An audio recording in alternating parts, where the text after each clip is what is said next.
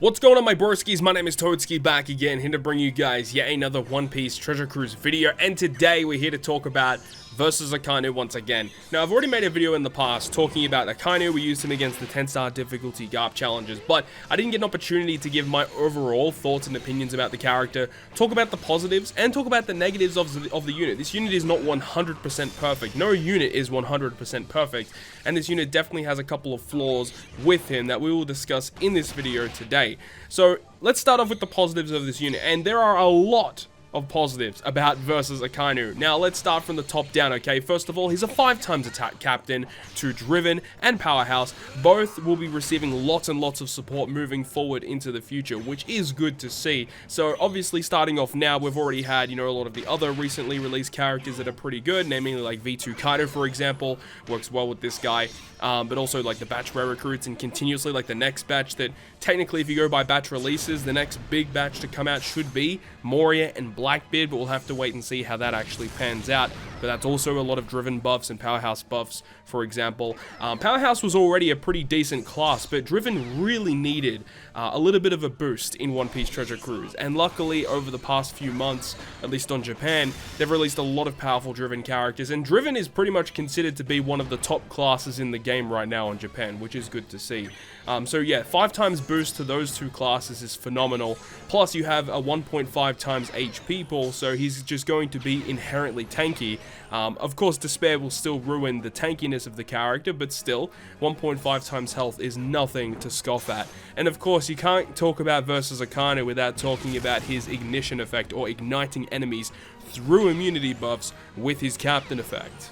So anytime he takes damage, he's going to inflict enemies with the burn or the ignition effect, which means that 100 times the enemy's attack value is dealt as damage to them. And in this example here, you'll see versus the Colosseum Bone Kichi, that on the revive he does damage to us. Obviously he's inflicted with the burn anyway, but he just dies immediately, which is so awesome to see.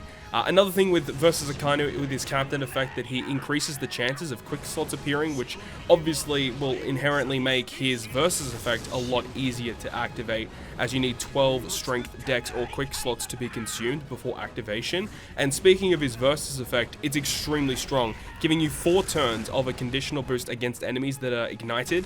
And of course, because the actual versus effect ignites the enemies as well, but it doesn't go through debuff immunity, whereas his captain effect, anytime you take damage, it just ignites them through debuff immunity, which is crazy. So basically, you can get in a situation where you have a guaranteed conditional that you can proc with his versus effect. Also, the fact that it gives you 4 turns of quick slots being beneficial to your crew is so useful. There's actually a couple of clips in this video as to where I used that for a utility effect, because either the enemy gives you like badly matching slots, like here on versus X Drake, the Arena X Drake, the page 1 makes all your type slots count as badly matching, but of course you can use the versus effect before reaching that stage, and because you've already got a beneficial slot activated, the negative beneficial slot does not get activated, and you guys will see it in another clip later on in this video today.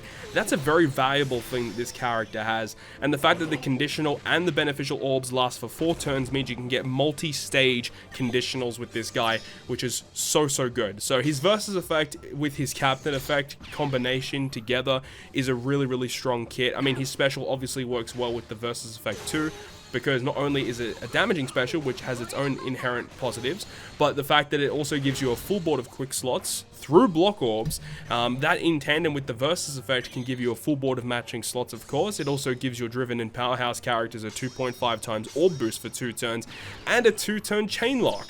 So that's also really nice to have, the fact that he himself has so much going on with his special to give your crew such a humongous boost. And then obviously with that as well, you have so many other surrounding characters that you can partner with him, like this character by himself giving 5x attack, a huge health boost, lots of matching slots, versus effect that can give you a self-proccing conditional and beneficial slots for multiple turns, and then a special ability that gives you a full board of slots guaranteed, and as well as a 2.5x orb boost for the classes that he boosts, and multiple turns of chain lock, which means that if you've got an enemy that revives, you still can keep your boost for multiple turns. But the fact that there are characters in the game that can extend the duration of your buffs, even more in Japan these days with recent batch releases, it means that these types of specials that boost for 2 turns are even more valuable than they once were. So I love to see that they've done such an amazing job with creating this really powerful Akainu character.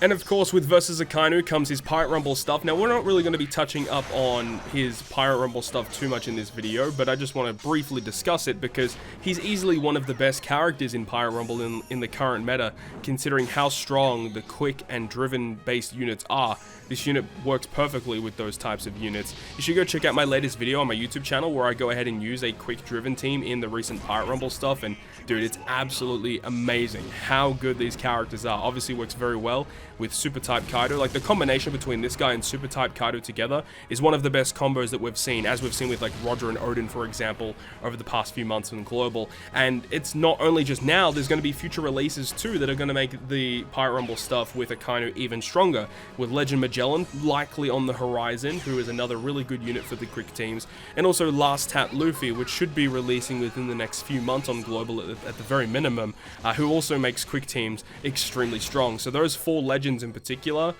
just build a humongous core for your quick team that can take on essentially anything in the game, which is really, really impressive. And the fact that there's actually a couple of really good supports you have access to if you're using Akainu as your main captain or just on your team in general. The new Aokiji and Sengoku from the regular batch of Ace vs Akainu is great, giving the Akainu special a little bit of utility, removing some defensive effects and resilience and stuff like that. And also the Treasure Map Sugo Fest should be debuting very soon on Global, which gives additional utility as a support for Akainu, giving you the ability to remove Despair with Onigumo and the ability to remove Burn with the Kizaru that's coming out, which is great. And also the support Sugo Fest, which brings along Mr. 4 and Miss Merry Christmas, which can attach to Akainu. It helps you remove some bind, as well as going ahead and giving you a color affinity boost on top of whatever else they have on that team. So like, you can just see that there's lots of good buffs, recently released buffs, that really help out Akainu. And then obviously you've got Legend Smoker, for example, which can attach to him, which will do damage. It only activates upon a damage dealing special, but it gives you a 1.75 times attack boost to your quick characters as well. So if you're running predominantly quick units, that's obviously going to be very, very nice to have.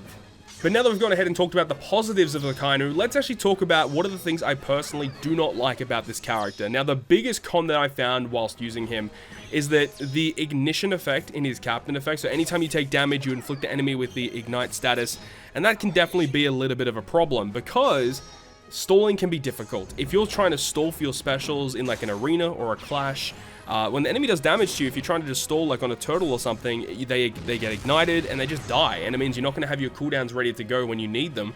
Or if you're trying to stall for your versus effect, sometimes that can be a little bit problematic to try and get all of your 12 strength decks or quick slots to ensure that you have that versus effect when you need it.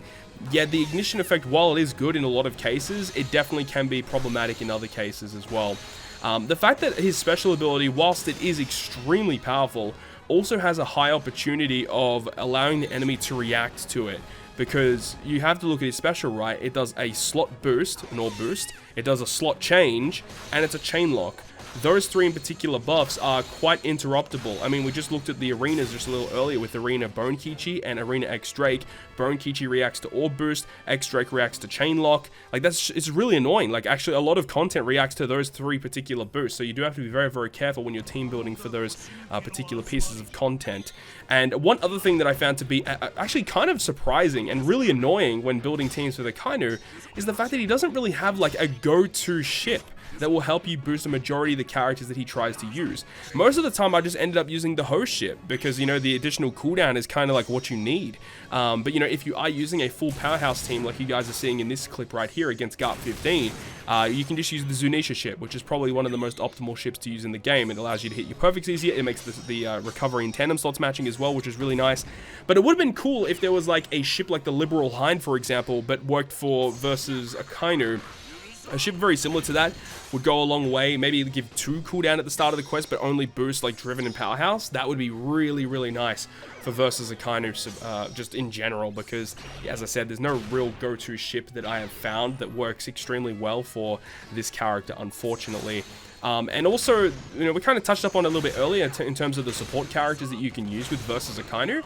but like there's actually not a lot of good supports. The ones that I mentioned just a little bit before were, a lot of them were recently released. Like if you go back a month prior to this batch release, the only like good support that you could really put on this character, that was like Legend Smoker. There's a couple of other ones you can put on them, but it's just such a shame because there's not that many good supports that you can actually put on this character. And look, there may be more coming out in the future, and I really hope that there is, because Akainu kind of sucks in terms of the support department. So you kind of are relying on the support characters of your crewmates, which is a little unfortunate. But look, Akainu does already so much by himself. It's not that much of a drawback that he doesn't have a good support, but it is something that I did notice whilst trying to build teams with this character. And another thing that would have been nice as well is getting access to some other ace characters that you could potentially put on this crew to use with versus Ace and Akainu. But of course, because this character is Ace versus Akainu, you cannot put any other Ace character on the team if you're using Akainu, and if you're using Ace, you can't put any other Akainu unit on the crew. So yeah, there is a little bit of drawback with versus units inherently in the way that they're designed. It's a little bit strange, but yeah, it just means that you can't use other Ace units, which would have been nice if you're running a full quick base team. You could have like the support Ace, which gives your quick units a 1.3 color affinity boost. But no, you can't even run that, which is unfortunate. And like, there are a couple of other aces that you could potentially use with this guy, being driven and powerhouse characters, but for the most part, it's not that big of a deal. But you know, it is something that I kind of pointed out and that I did notice whilst using this character. But in general, the positives definitely outweigh the negatives in more ways than one for this particular character. I really hope you guys enjoyed this video, and if you guys were lucky enough to pull Ace versus Akainu, or if you guys have been utilizing Ace versus Akainu as a friend captain in recent content, what are your thoughts and opinions on him? I think he's a fantastic unit, but obviously a couple of those drawbacks do make him a little bit annoying to use. But obviously there's going to be more and more support coming out for driven and powerhouse characters in the future that I'm very, very excited to use alongside this brand new Ace versus Akainu character. But hopefully you guys enjoyed this video today, and if you guys did enjoy it, make sure you go ahead and leave a like. And if you want to stay up to date with all of the content that I post on my channel, including more One Piece Treasure Cruise content, make sure to hit the subscribe button down below. But on that, guys, I'll see you guys within the next video.